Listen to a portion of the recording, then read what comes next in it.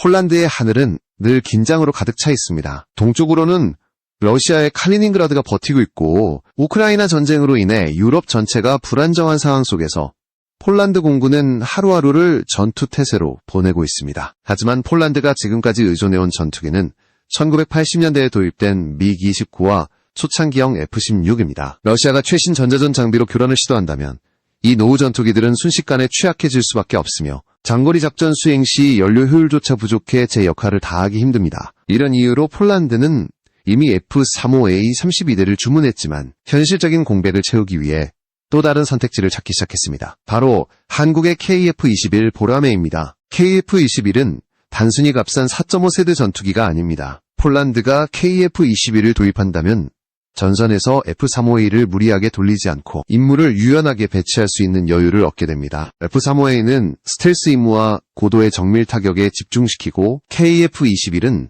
공중 요격과 전자전 임무를 순환적으로 맡게 된다면 폴란드 공군은 훨씬 안정된 작전 능력을 확보할 수 있습니다. 특히 KF-21 블록 이후에는 공대지 공격까지 완전히 통합될 예정이기 때문에 다목적 전투기로서의 진가를 발휘하게 될 것입니다. 더 중요한 이유는 폴란드와 한국이 맺은 방산 협력 구조입니다. 이미 K2 전차, K9A1, 자주포, FA-50 경공격기를 포함한 13조 원 규모의 패키지 계약이 체결되어 폴란드 현지의 생산 네트워크가 가동 중입니다. 만약 KF-21까지 이 체인에 합류한다면 폴란드는 정비와 보급을 하나의 체계로 묶을 수 있습니다. 이는 단순히 무기 도입 이상의 의미를 가지며 미국 무기에 지나치게 의존하지 않고 자주적인 선택권을 확보할 수 있다는 점에서 전략적 가치를 지닙니다. 폴란드가 요구하는 조건도 단순하지 않습니다. 현지 생산, MRO, 허브, 구축, 소프트웨어 공동 업데이트 권한 등 3단계 산업 참여를 보장받아야만 합니다. 한국은 이러한 요구를 충족시키겠다는 의지를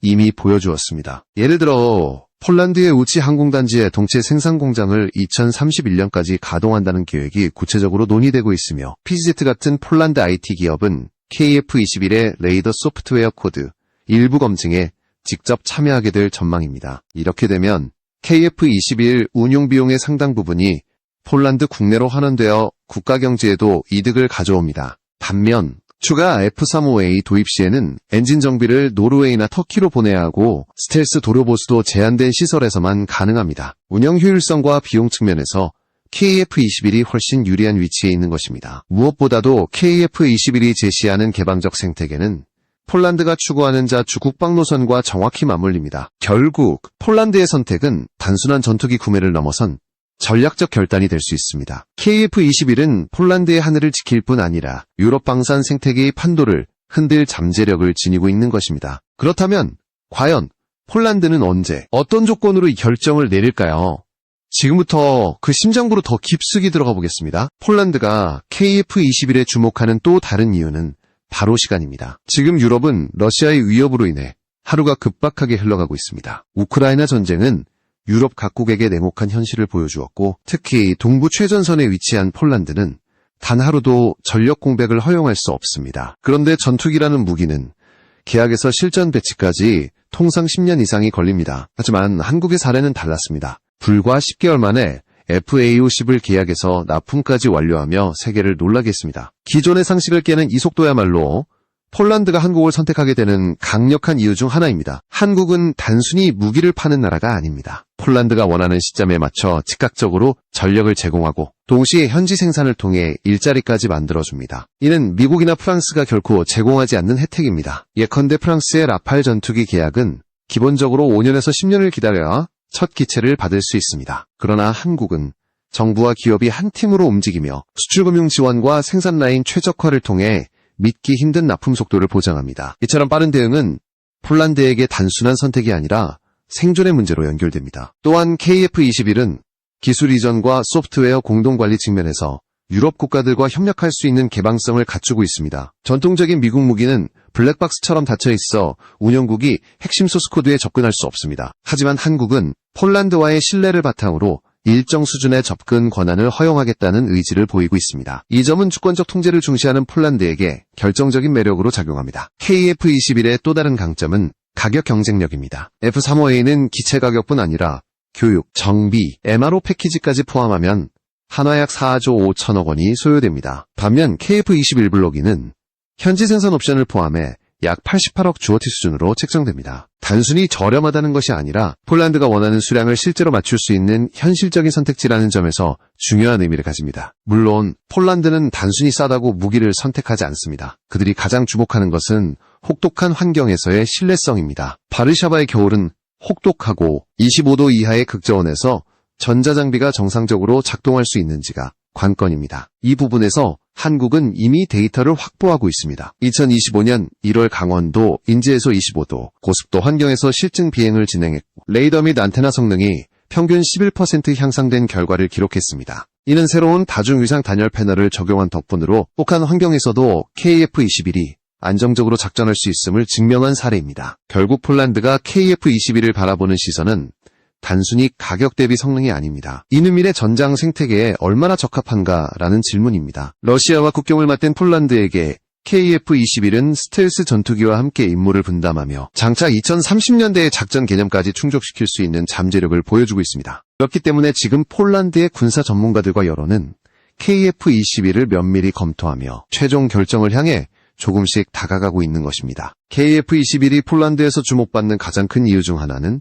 바로 성장성입니다. 단순히 현 시점에서의 성능만 따진다면 라팔이나 유로파이터 타이푼 같은 서방 전투기들도 훌륭한 선택이 될 수 있습니다. 그러나 KF-21은 단계적 발전 계획, 즉 블록 1에서 블록 3로 이어지는 명확한 로드맵을 가지고 있습니다. 블록 1은 공대공 미사일 운용 능력 확보, 블록 2는 공대지 무장과 전자전 임무의 완전 통합, 블록 3에서는 내부 무장창 탑재와 RCS 축소를 통해 사실상 스텔스 전투기로 진화하는 청사진을 가지고 있습니다. 이 점이 폴란드에게는 무엇보다 매력적으로 다가옵니다. 실제로 최근 공개된 KF-21 공대공 미사일 실사격 영상은 세계 방산 시장에 큰 반향을 일으켰습니다. 단순한 시험탄이 아니라 실탄을 발사해 표적을 명중시키는 장면은 기술적 신뢰성을 상징적으로 보여주었습니다.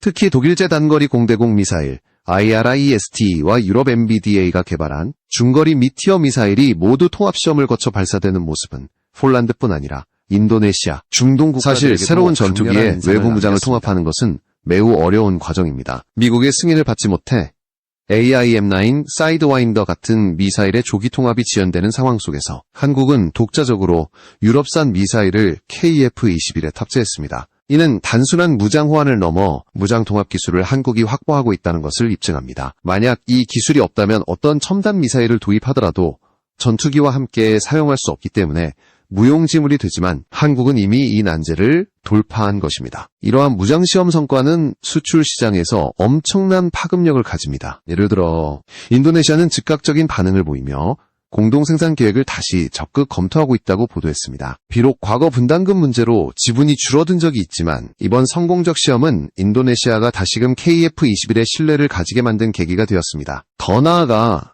중동의 일부 국가들, 특히 사우디아라비아와 UAE 같은 주요 수입국들이 한국과 접촉을 시작했습니다. 폴란드의 입장에서 중요한 것은 이런 국제적 반응이 단순한 관심에 그치지 않는다는 사실입니다. 전투기의 경쟁력은 실제 전장에서 입증된 데이터를 통해 확인됩니다. KF-21은 아직 개발 단계이지만 연이은 실탄 발사 성공과 혹한기 시험 결과를 공개하며 신뢰성을 쌓아가고 있습니다. 이는 단순히 문서나 제안서가 아닌 영상과 기록으로 확인 가능한 데이터이기 때문에 폴란드군 관계자들에게 더욱 설득력 있게 다가옵니다. 또한 근접 공중전에서의 성능은 폴란드가 특히 중시하는 요소입니다. 러시아 공군의 위협은 단순히 장거리 미사일 교전에서만 끝나지 않습니다. 칼리닝그라드 상공에서 언제든 근접 도구 파이트가 발생할 수 있습니다. KF-21이 보여준 IRIS-T 발사 장면, 특히 측방 발사와 전방 각도에서의 요격 능력은 근접전에서 압도적인 성능을 의미합니다. 이는 폴란드 조종사들에게 생존율을 높여줄 결정적인 요소가 됩니다. 따라서 폴란드가 KF-21을 주목하는 것은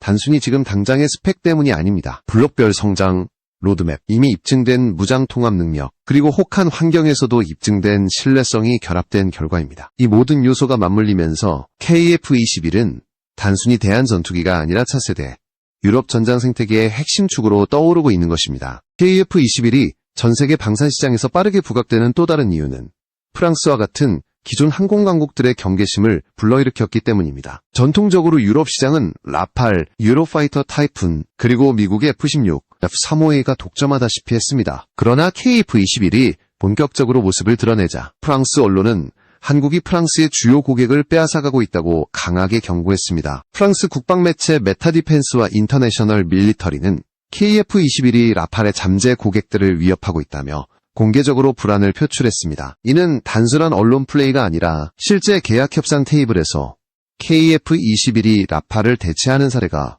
속속 등장하고 있음을 방증합니다. 특히 프랑스가 놀란 부분은 한국의 생산 속도와 공급 능력입니다. KF-21에 탑재되는 GEF414 엔진은 한화 에어로스페이스 창원 공장에서 연간 300기 생산이 가능합니다. 이는 KF-21 자체의 수요를 훨씬 초과하는 물량으로 한국이 단순히 국내 배치뿐 아니라 해외 수출까지 장기적으로 대비하고 있다는 의미입니다. 반면 프랑스의 라팔 생산 라인은 제한된 물량만을 소화할 수 있어 급격한 수요 증가에 대응하기 어렵습니다. 또한 유럽 각국이 자체적으로 추진 중이던 6세대 전투기 FCAS 프로젝트는 차질을 빚고 있습니다. 영국, 독일, 프랑스가 협력하는 이 프로젝트는 개발 속도가 더디고 기술적 난관으로 인해 사실상 표류하는 상태입니다. 이런 상황에서 KF-21이 등장하자 일부 유럽 국가들은 더 이상 FCAS에 의존할 수 없다고 판단하고 있습니다. 스페인조차 FCAS-신 한국의 FA50을 도입해야 한다는 여론이 형성되면서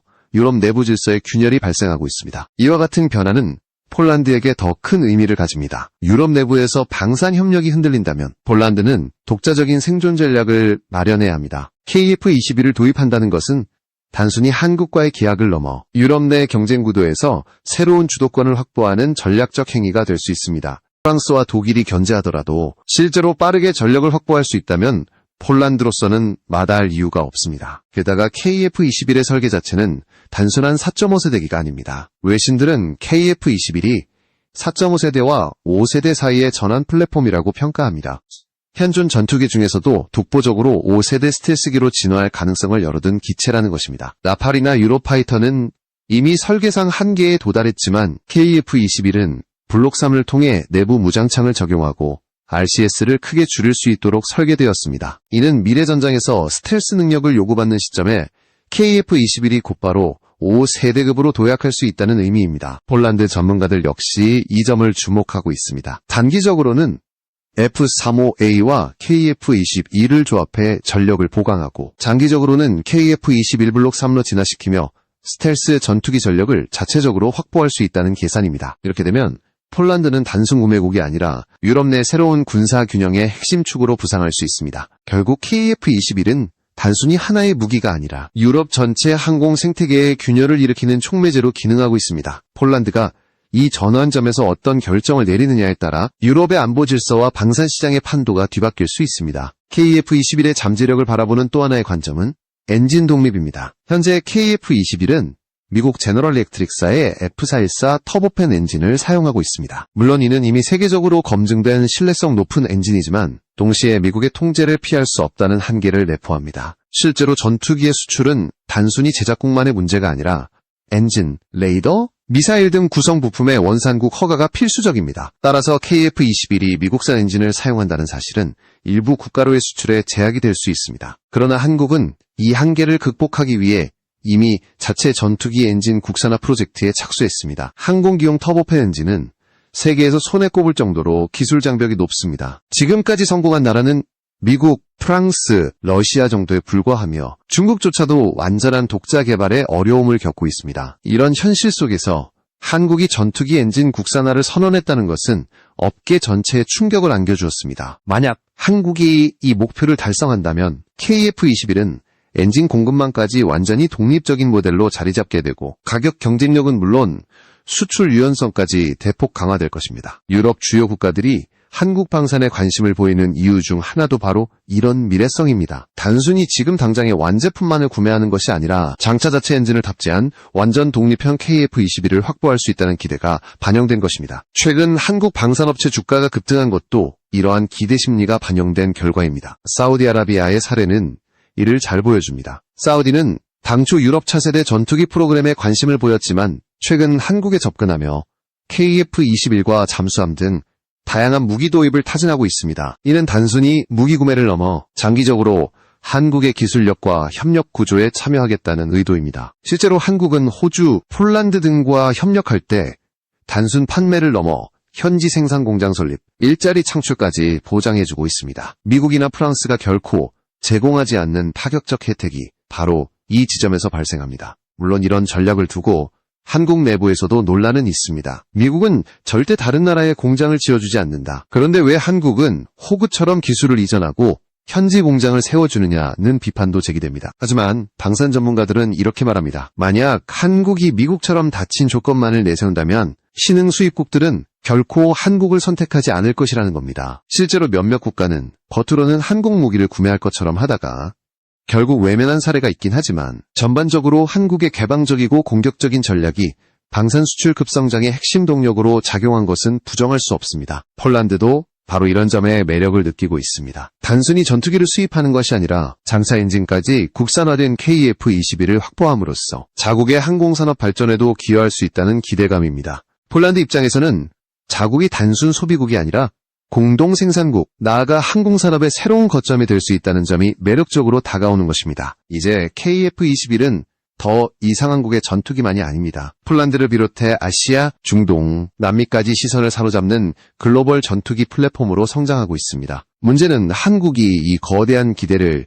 실제 성과로 이어갈 수 있느냐는 것입니다. 블록 3의 스텔스 완성, 국산 엔진의 확보, 그리고 안정적인 생산 정비 체계가 그 열쇠가 될 것입니다. 폴란드의 선택은 단순 구매 계약이 아니라 이러한 미래 전략에 대한 신뢰를 보여주는 시금석이 될 것입니다. 이제 남은 질문은 하나입니다. 폴란드는 과연 언제, 어떤 방식으로 KF-21 도입 결정을 내릴 것인가 하는 점입니다. 폴란드 내부에서는 이미 KF-21 48대 일괄 구매 시나리오가 논의되고 있습니다. 이는 2개의 스쿼드론을 완편해 운영할 수 있는 규모로 폴란드 공군의 중추를 이루게 될 전력입니다. 미국과의 안보 협정 때문에 일정 수준의 F-35 패키지를 유지해야 하는 현실이 있더라도 KF-21을 병행 도입하는 방안은 현실적인 선택으로 떠오르고 있습니다. 폴란드 여론 역시 점차 한국산 전투기에 우호적으로 변하고 있습니다. 과거에는 러시아의 위협에 대응하기 위해 무조건 미국산 무기를 들여와야 한다는 분위기가 강했습니다. 하지만 지금은 달라졌습니다. 러시아와의 장기적 대립 구도 속에서 단순히 미국에 의존하기보다 다양한 공급망을 확보해야 한다는 인식이 확산되고 있는 것입니다. KF-21은 그 해답으로 제시되고 있습니다. 물론 리스크도 존재합니다. KF-21 블록 2가 공대지 무장 완전 통합을 마치려면 최소 2년 이상의 시험평가가 필요합니다. EOTS-4D의 열화상 모드를 영하 40도의 극한 환경에서 검증하는 과정, 다양한 무장과의 호환성을 입증하는 과정이 남아 있습니다. 가격 또한 변수입니다. 하지만 폴란드가 진정으로 원하는 것은 단순한 가격 경쟁력이 아니라 함께 성장할 수 있는 플랫폼입니다. 한국이 폴란드 현지 생산과 MRO 허브 구축을 구체적으로 보장하고 블록 3 일정까지 재정적으로 담보한다면 폴란드 국방부가 과감한 결정을 내릴 가능성은 충분히 있습니다. 이와 동시에 KF-21의 성공은 대한민국에도 막대한 파급 효과를 가져옵니다. 해외 수출을 통해 경제적 이익을 극대화하면 다시금 차세대 기술 개발에 투자할 수 있는 선순환 구조가 만들어집니다. KF-21이 5.5세대, 나아가 6세대 전투기로 발전한다면 한국의 국방력과 경제력은 동시에 강화될 것입니다. 이는 단순한 무기 판매가 아니라 국가 전략과 직결된 중대한 의미를 지닙니다. 더 나아가 KF-21은 유럽 방산 질서를 흔드는 게임 체인저가 될 수 있습니다. 프랑스와 독일이 주도해온 유럽 항공산업의 독점 구도 속에서 한국산 전투기가 새로운 표준으로 자리 잡을 가능성이 생겼습니다. 이는 단순히 폴란드만의 문제가 아니라 유럽 전역의 전략적 균형을 바꾸는 사건이 될 수 있습니다. 결국 폴란드의 결정은 전 세계가 지켜보고 있습니다. KF-21은 더 이상 신흥국의 도전이 아니라 세계 항공산업 한도를 뒤흔드는 새로운 주역으로 부상하고 있습니다. 폴란드가 그 선택을 공식화하는 순간 KF-21은 단순한 수출 성공을 넘어 대한민국이 만든 세계적 전투기라는 역사의 한 장을 쓰게 될 것입니다. 그리고 이는 한국이 더 이상 기술을 숨기거나 움츠러들 필요가 없는 진정한 방산 강국으로 도약하는 신호탄이 될 것입니다.